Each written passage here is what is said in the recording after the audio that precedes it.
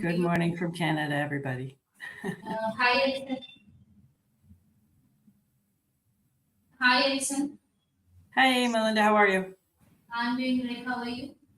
I am great. Thank you. Yeah. Honored to be Uh, here. yes. Do you want to share this screen from your end? Yes, please. Beside the mic option, there is an upward arrow. Sorry, what's that, honey? Beside the mic, there is an upward direction arrow. I can barely hear you, love.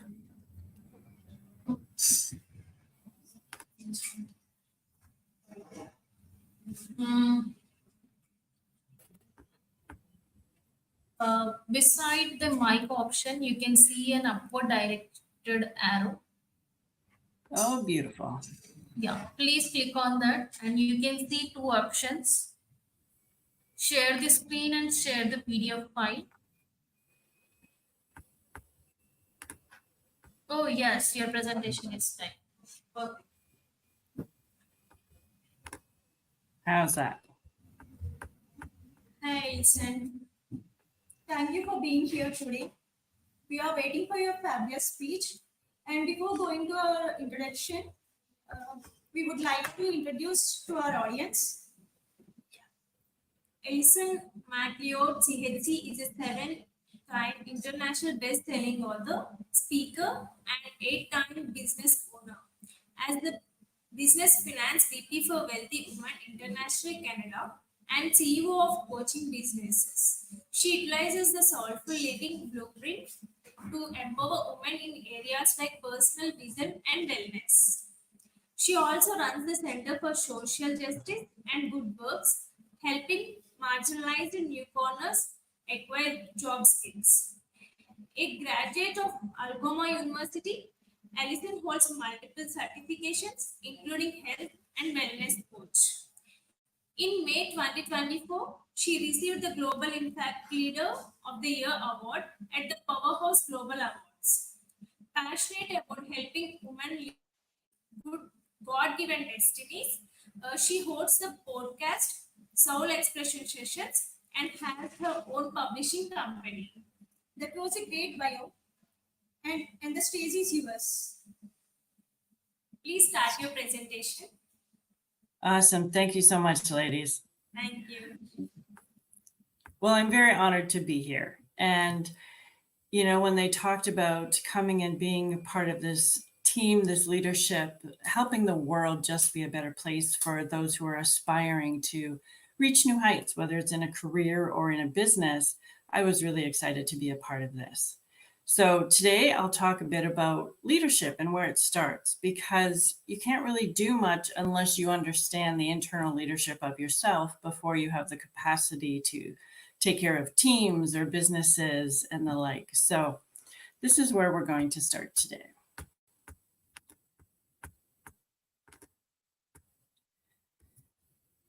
And I really love helping women just get to the next level. And I do have some heart-centered men who are clients as well, as I help them claim, craft, and create the life of their dreams and get their businesses up and running. But what I really realized is I really want to refuse to let more women just sit by and feel lost or fearful, unworthy, and not be able to achieve their goals and where they want to be in life. And I am a Christian woman, and I really love to help people really find their destiny and what it is that's in their heart and soul to be able to move forward. And like she said, I run the Center for Social Justice and Good Works by day, and we own Sweet Change, a chocolate company, which has been an awful lot of fun. But in taking over that business as well, I understood that there was a lot of challenges, there was a lot of issues to take care of, and I knew that I had to come from a place of love. I had to come from a place of understanding and compassion for the staff who were already there, because they were left in quite a challenging position. So when I started, I said, hey, I am here to make sure that you have all the resources and tools that you need to be successful in your job. And it was a very different change from what they had before. So it was interesting to see in my world how that has helped and changed other people as well, not just myself, and how I lead the field. And I have Soul Expression Sessions, which is a podcast right now, moving into a magazine and a TV show, and Wealthy Women's Network. So we help women actually understand money and that it is a good thing and we can make as much as we have. It's not a bad thing to do that. So, and how to do that. So that's a good thing too. And Alison McLeod Coaching and Consulting Inc.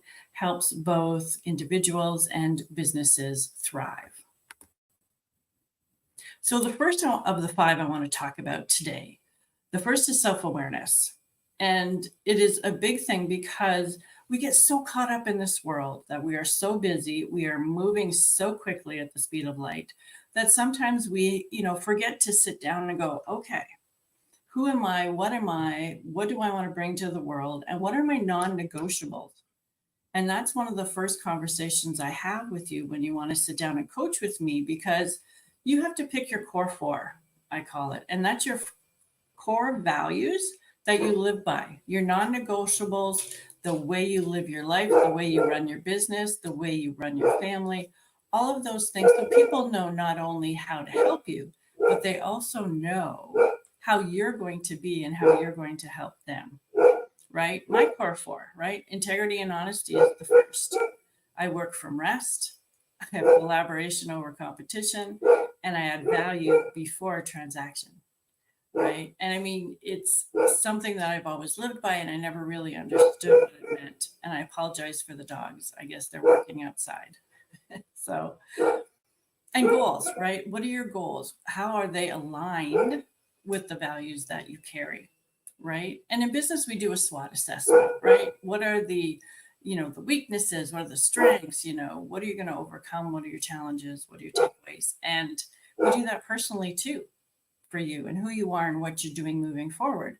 Because if you understand your weaknesses, right, and your strengths, you're going to hire very differently, especially when you're coming from a place of the heart and not a place of just revenue and profit. Because the one thing I found that when I understood what my weaknesses are and I hire to fill those, I always tell people I hire up, because those are things I don't want to do. Those are things that I am not proficient at. And those are things that I want to make sure that other people can live in their genius. And then everybody wins, because it's always about winning, is it not? And yes, you do fail. You do lose sometimes, but the lessons in those are what you win by. And then motivations and how you debrief situations, right? If you have a self-awareness that, oh my goodness, every fall I get sick, well, then what are you going to start doing in late summer to make sure that your health is more of a priority? And how are you going to meditate or pray or do walks, take extra vitamins? What are you doing for you, right? And that's a big self-awareness piece, because I've run businesses too where I'm working 90 to 100 hours a week because I needed to have my fingers in everything. Well, then it's not good enough for the business to thrive if I'm the one who has to be at the focal point all the time, because I burned out. And I don't want people now to burn out, but to work from a place of rest to be able to come forward, because we are so much more efficient and we can do so much more collaboratively when we do that. And the second one is emotional intelligence. I know it's been almost a buzzword lately, but to put it plainly, you're the calm in the storm, right? You're the one who's going to respond rather than react to something. You're the one when somebody calls and goes, oh my gosh, the meeting deadline isn't working, the tech's not working. And you're like, hold on a sec. The world's not coming to an end. Let's fix this. And usually someone in the room will have the smarts to get it fixed without having, that crazy chaos. And it also comes down to, do you show empathy? Do you show compassion? Because when you do those things, when you have better social skills, when you work on who you are first in the emotional realm of things, you have better self-regulation, right? You're not someone who has to swear because you need someone to understand that you are in the room. It is your presence. It is your being that tells people you're there. And that's the difference. And in all that, you get to become a better decision maker, because you're making decisions from a base of smart, not a basis of emotion, but facts and what moves you forward. And then again, what motivates you, right? What's going to get you to the next level? And the self-awareness piece in the emotional intelligence is also huge, because once you understand that your emotions aren't a bad thing, we have feelings, we need to run on our feelings, because if your intuition tells you something, then you understand you need to follow it. But that's all part of your emotional intelligence moving forward, to say, okay, I can be a calm. I don't need to be in the chaos. And I know right now there's some mothers out there like myself going, yeah, but if they called and said my kids were in trouble, I am just reactive. I am working on that, but it's hard to respond as a mother when you hear that. My heart sinks. You go, "Ugh," and your entire physiology changes, right? You can feel it in the pit of your stomach. Your adrenaline goes up. So we want to look at the emotional intelligence, not so much as fight or flight, but as to be able to be the calm in the storm. And then purpose, right? Everyone says you need a purpose, you need a purpose. And coaches are finding purpose or not finding purpose. You have other coaches saying you don't need a purpose, just live your life. Well, I'm here to say that from my understanding, for most of my life, up until about the last decade, I saw a lot of people just following the path of following life, right? We got into education because it was the next thing. You got a job because it was the next thing from your education. And 20, 30, 40 years later, I have people coming to me saying, yeah, but I don't want to be the CEO. Even though I worked 40 years to get there, I just realized I don't want that job. I want to have my own business, right? Or I want to do something totally different. And they're afraid to change. So this is where we sit down and get a clear mission for what that vision is, that is your purpose. What makes your soul sing, right? If you ever sat down and said, oh my gosh, if I could only do XYZ, whatever that is, when you fill in that blank, start thinking about it, right? Because the brain will help you get to where you need to be. Your mind will tell you and shape you and move you and bring people, places, and things to you because you're thinking of something, because you're looking things up. And that will help define your why and why you're doing this, right? One of the big master classes we're going to do next is to face your fears and what all those 6 fears are and how you can then use your emotional intelligence to work through them. Because when someone says, oh, fear is just, false evidence appearing real, I don't know about you, but if you were ever scared or really fearful, I don't know about false, but I feel like I'm going to throw up. I can feel it in my body. I can feel it in my muscles. I ache. Like, fear is something that can manifest itself in so many ways. And that stress leads to, as you know, so many other issues, either in business, in health, in wellness. Yes, we could go on forever about that. So yes, please join our free masterclass for that. I think you'll love it. But discipline, and this is where some of the things that when you're looking at internal leadership have to start with, right? We talk about our miracle morning routine. What does that look like to you? Do you get up at 7 and rush to get in the shower and boot out the door? Or are you up at 6, you make a tea or a coffee, you're able to do your prayer meditation? Do you go for a walk with the dog? Do you have a routine that sets you up properly for the rest of the day? Those are the things that we look at as well, right? And faith and fire. What motivates you? Again, what's in your soul? What's just going to light you up and get you moving forward, right? And then attitude of gratitude, right? When you cultivate this extraordinary vision for your life, and you have an attitude of gratitude for what's moving forward and what is in your heart and soul and what's coming your way, sometimes there are pivots and things come in your vision and in your life that you go, oh my gosh, I never expected that. But it's there, and it's probably a blessing for some reason. And that just unfolds as it goes, which is wonderful when you're looking for purpose.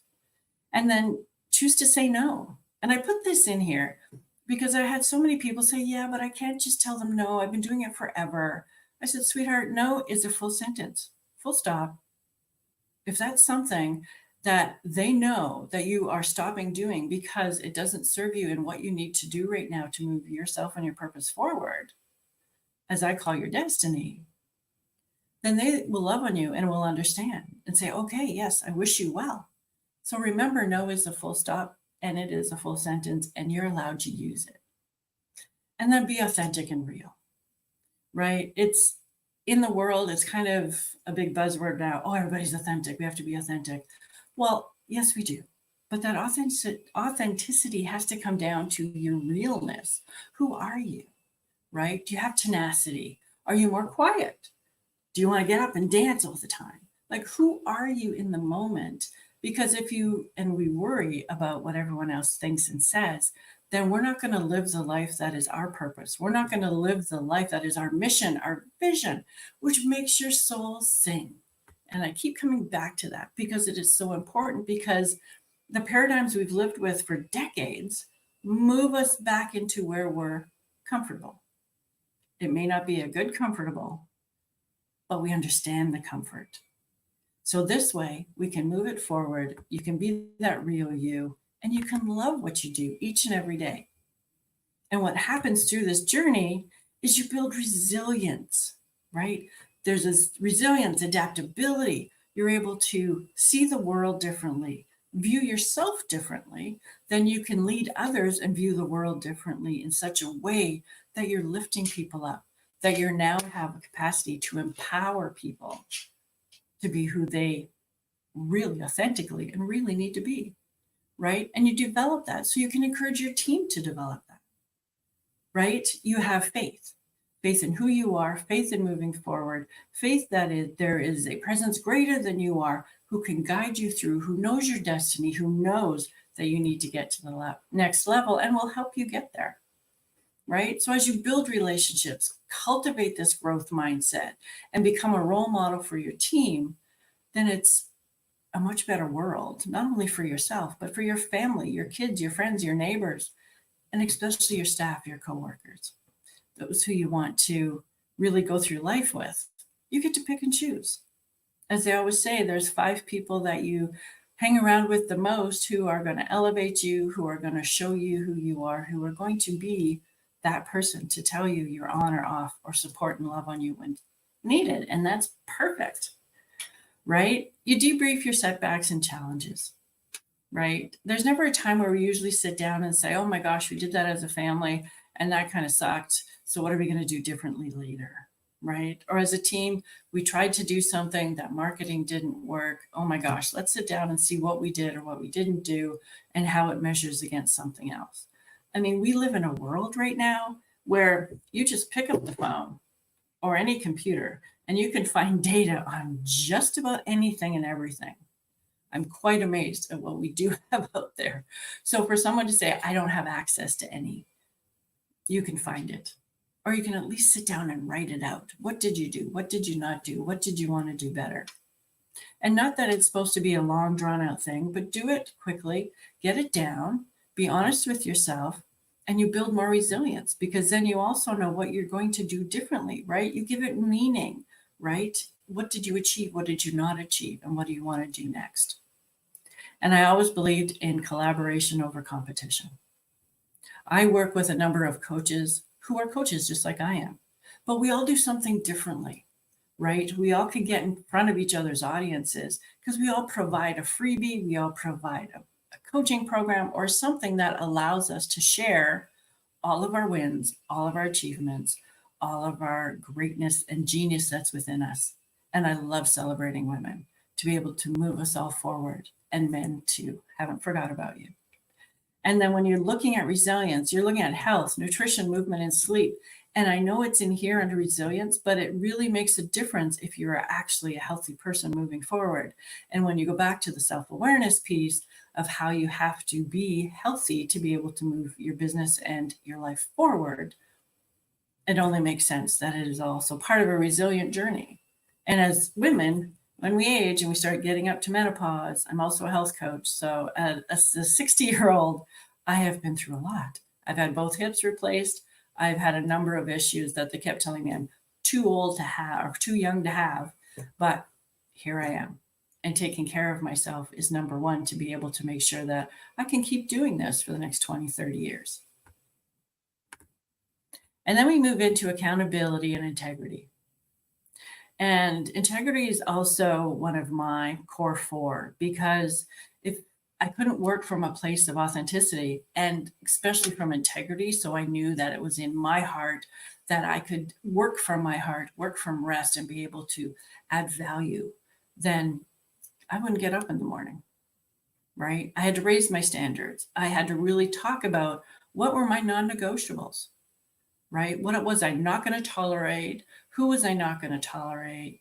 What was going to happen not only in business, but in my health and wellness, in my relationships. I'm a single woman. I'm 60 years old. I had to put down some ground rules. So, when you do that, then again, the people who don't follow that will generally fall away. And those who are aligned with your core, they will come to you. It is actually a pretty interesting and unique exercise, and I loved it. And I started doing similar things like this when I was mentored by Bob Proctor a decade ago. So one of the things too is to cultivate trust, build culture, responsibility, and take ownership, because I take ownership for that everything that happens in my businesses, whether it's the one I'm working with, whether it's Sweet Change, whether it's my own businesses, whatever it is I do, I am fully and utterly accountable for what happens with that because I'm the leader. So whatever happens falls on my shoulders. And even though I have an exceptional team and I love them all dearly, right? When things happen, we are a group that makes it happen. And if I fall short in making sure that they have a resource or something to be able to make sure it works properly, that's on me to fix. And generally, we're pretty good at working it all out together. I have an incredible team at Sweet Change, so much so that they will even drop into my office to remind me to eat or buy me lunch. So I love them dearly. But it's cultivating that culture. It's cultivating, again, those relationships to say, hey, you're people just like me. I'm just the one who has to run the whole show and make sure that it gets done properly. The responsibility falls on me. And in doing that, right, I have a huge belief in myself. But you have to cultivate that. That is not something that usually happens because when we're younger, I was told I was just going to get married. I'll be in a white picket fence. I'll have 4 to 6 kids, right? I was just going to follow my hubby around. Well, that didn't happen. So I had to pick up my bootstraps and figure out who was I? What was I going to do? And it took me decades to figure that out because I had such a paradigm that I needed a man to be worth anything. I needed to, have a nice little job and take care of stuff. I'm now an empty nester. So that's a whole other paradigm that I'm dealing with, which isn't so bad now, but my 2 boys are wonderful. And, it is adapting to that again with an open heart, open communication. And I am very heart-centered now in doing everything that I do because it's not worth it otherwise. So to surmise leadership from within, there's the self-awareness piece, the emotional intelligence piece, purpose, resilience, and accountability and integrity. And all of this comes forward because I want to help men and women really feel that they have a strength within who they are and what they can do. They have a purpose far greater than themselves that will really help you get to the next level and to really become that leader, that manager of not only your own life, but then outwardly, you have the capacity to lead others, to lead a business, right? To lead revenue, to write a book, to travel on your own, to do whatever it is that you want to do that, again, is going to make your heart and soul sing. And that is where I come in. And I love to coach. And I thank you very much for the time today. If you click on the QR code here, you can book a call with me for free. And then we'll also send you some weekly freebies, everything from a PDF that we've put together for the top 5 things you need to run a soulful business, and also invite you to all of our master classes that are free to join. So thank you very much for today. I am very honored to be here. And remember that your core values are going to be the rules of engagement, not only for how you deal with the world, but how the world deals with you. And I wish you all the best and blessings.